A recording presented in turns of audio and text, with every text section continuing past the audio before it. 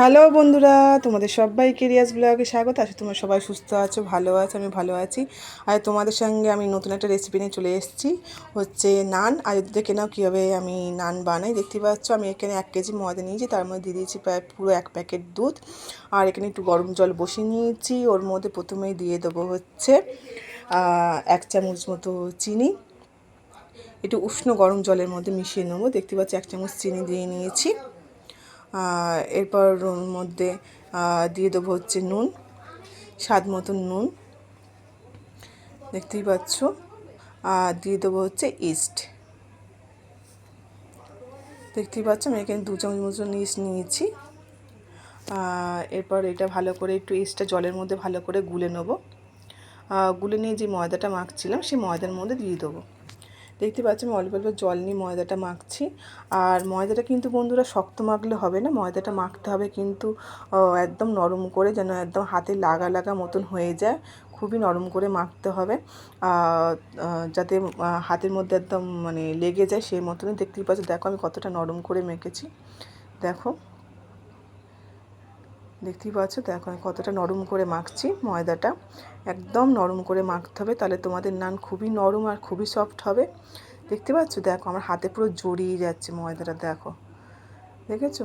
এরমভাবেই মাখতে হবে, দেখতেই পাচ্ছ। এরপর এই ময়দাটা আমি এখন 3 ঘন্টার মতন রেখে দিতে হবে। আমি দেখতে পাচ্ছি পুরো ভালো করে থালা চাপাতে আমি রেখে দিয়েছি 3 ঘন্টা। তারপর 3 ঘন্টা পর দেখো বন্ধুরা, ময়দাটা দেখেছো কতটা ফুলে গেছে। দেখতে পাচ্ছ কতটা ফ্লপিভাবে এসে গেছে, দেখো ময়দাটার মধ্যে। এরপর এর মধ্যে ভালো করে তেল দিয়ে আবার খানিক্ষণ মেখে নেবো তেলটা দিয়ে। দেখতেই পাচ্ছ আমি দেখতে পাচ্ছি দুবার হাতের মুঠো করে দুবার মতন তেল নিয়ে নিয়েছি, দিয়ে ভালো করে মেখে নেবো তেলটা দেওয়ার পর ময়দাটাকে। দেখতেই পাচ্ছ ভালো করে আবার ময়দাটা পুরোটা নিয়ে কিন্তু সুন্দর করে ভালো করে আবার মেখে নিতে হবে। দেখতেই পাচ্ছ, দেখো,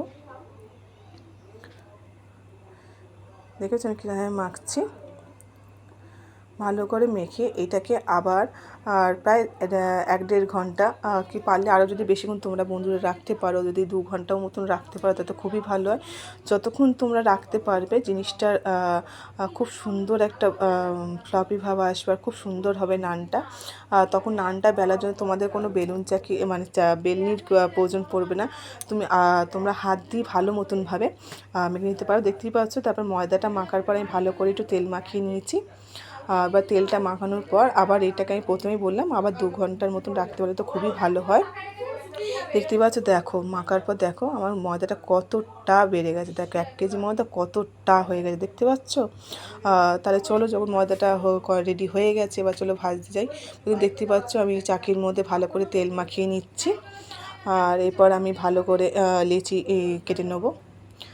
দেখতে পাচ্ছ আমার লেচি কাটার জন্য আমাকে 2টো হাত ইউজ করতে চান। দেখো ময়দাটা কতটা নরম হয়েছে, দেখতে পাচ্ছ। দেখো হাত দিয়ে না গড়িয়ে পড়ার মতন হচ্ছে, দেখো, দেখেছো? দেখো কতটা নরম। আর লেচি কাটার জন্য তোমাকে বন্ধুরা 2 হাত ব্যবহার করতেও হবে না। দেখো 1 হাতেই ভালো মতন করে লেচিটা কাটা হয়ে যাচ্ছে। দেখতে পাচ্ছ তোমার কতটা নরম হয়েছে ময়দাটা। যতক্ষণ তোমরা রাখতে পারবে তার জন্য খুবই ভালো।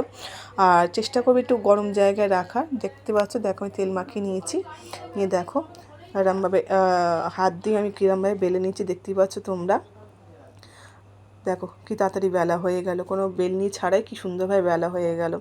ময়দাটা নরম হলে বন্ধুরা তোমাদের আর বেলনির প্রয়োজন হবে না, তোমরা হাত দিয়ে ভালো মতন করে বেলে নিতে পারবে। দেখো,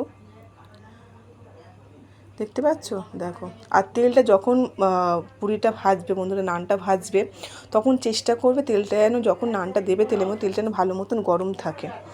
দেখতে পাচ্ছ, দেখো কি সুন্দর করে ফুলে গেছে, দেখো নানটা আমার, দেখতে পাচ্ছ। দেখো ভালো মতো নরম হলে বন্ধুরা বারবার বলছি খুব সুন্দর করে তোমরা চেষ্টা করে বেশিক্ষণ রেখে দাও, যতক্ষণ রাখবে খুবই ভালো। দেখতেই পাচ্ছ আমি প্রায় 2 ঘন্টা মতন রেখে দিয়েছিলাম, রেখে দেওয়ার পর তবে করেছি। দেখো হাত দিয়ে কী সুন্দর করে আমি বেলে নিয়েছি, দেখতেই পাচ্ছ। দেখো ভালো করে আবার ভেজে নিতে হবে। আর নান কিন্তু অতিরিক্ত বেশি ভাজলে বন্ধুরা ভালো লাগে না। 2 পিঠ হালকা ব্রাউন কালার আসলে নামিয়ে নেবে। দেখো দেখতে পাচ্ছ দেখো ভাজার পর আমি কিরম ভেজে দেখো, আমি কিন্তু অতিরিক্ত লাল করে ভাজিনি নানটা, দেখতেই পাচ্ছ তোমরা। আর দেখো কতটা নরম হয়েছে, দেখো এক হাতে কি সুন্দর করে ছিঁড়ে যাচ্ছে, দেখতে পাচ্ছ দেখো। তাহলে বন্ধুরা তোমরা একবার বাড়িতে ট্রাই করে দেখতেই পারো। আর অবশ্যই যেন তোমাদের এই রেসিপিটা কেমন লাগলো, যদি ভালো লাগে অবশ্যই ওই আমার কমেন্ট করো। তাহলে আমার চ্যানেলটা সাবস্ক্রাইব করতে ভুলে যেও না। তাহলে বন্ধুরা আজ ভিডিওতে এত পর্যন্ত, দেখা হয় পরের ব্লগে। Tata, bye bye.